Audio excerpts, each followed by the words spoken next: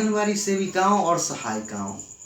मैं इस वीडियो के माध्यम से मैं आपको जानकारी देना चाहता हूँ कि क्या आंगनबाड़ी से संबंधित जो नियम है या इसका उल्लेख क्या भारत के संविधान में इसका मेंशन है क्या? तो इसका जवाब है हाँ। भारत के संविधान के भाग 4 में राज्य की नीति के निर्देशक तत्व, जिसके धारा 45 में इस बात का चर्चा है कि 6 वर्ष से कम आयु के बालकों के लिए प्रारंभिक बाल्यावस्था देखरेख और शिक्षा का प्रबंध है। इसके अंतर्गत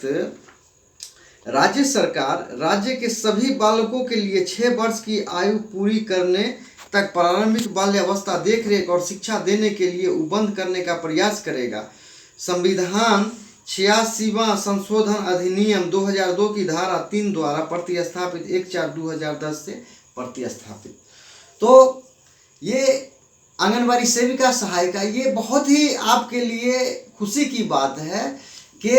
इस आप जो काम कर रही हैं इसका चर्चा भारत के संविधान में भी है और इसमें स्पष्ट कहा गया है भारत के संविधान में धारा 45 में कि 6 साल से कम के जो भी बच्चे होंगे उनका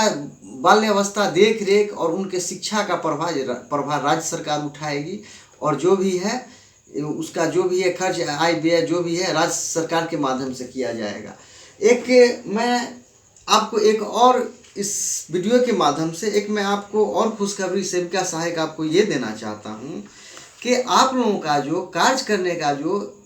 आयु था उसमें संशोधन किया गया है और वो संशोधन क्या किया गया है उसका है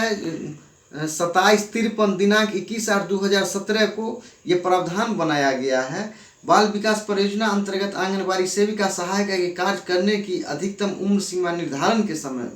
के संबंध में वर्तमान प्रावधान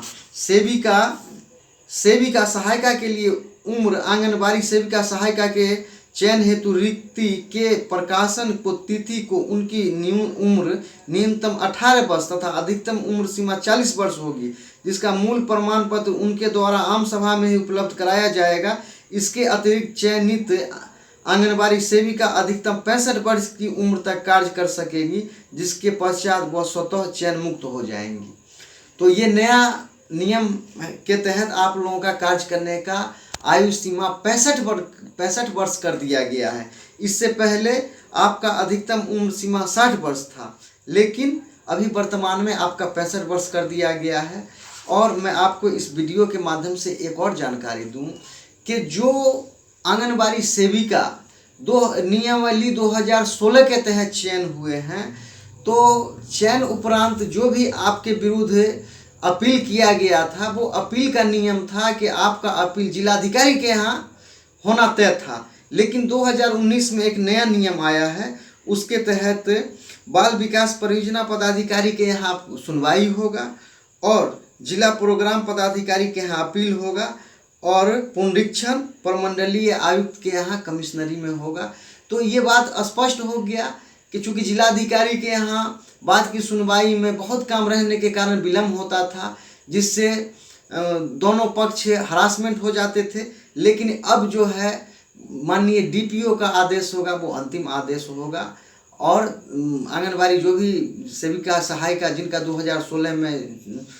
चयन हुआ है उनके लिए समझिए कि ये नियम जो बना है, जिस तरह से उन्होंने कठिनाइयों का सामना करके जिलाधिकारी के यहाँ केस अपील में अपीयर होने का काम किया है, अब उस तरह का जो भी मामला है उसमें सुनवाई किया गया है। अर्थात डीपीओ का जो भी आदेश होगा एक तरह से ऐसा कहा जाए जो अंतिम आदेश होगा और उसके बाद प्रमंडलीय आयुक्त के यहाँ कोई भी पुनरीक्षण के लिए याचिका दायर कर सकता है। तो आंगनबाड़ी कार्यकर्त्रियों सेविका और सहायिकाओं, मैं इस वीडियो के माध्यम से सिर्फ आपको ये मैसेज देना चाहता हूँ कि आपका भविष्य आंगनबाड़ी में बहुत अच्छा है और आने वाले समय में आपको शायद जानकारी होगा, आप लोगों के लिए ट्रेनिंग का व्यवस्था किया गया है, वो आपको दूसरे वीडियो के माध्यम से डिटेल्स उसमें चर्चा किया जाएगा। इसके माध्यम से इस वीडियो के माध्यम से मैं आपको यही संदेश देना चाहता हूँ कि आप जो भी हैं आपका भविष्य इसमें सुरक्षित है। आने वाले समय जो भी आंगनबाड़ी सेविका सहायिका का होगा बहुत अच्छा आने जा रहा है,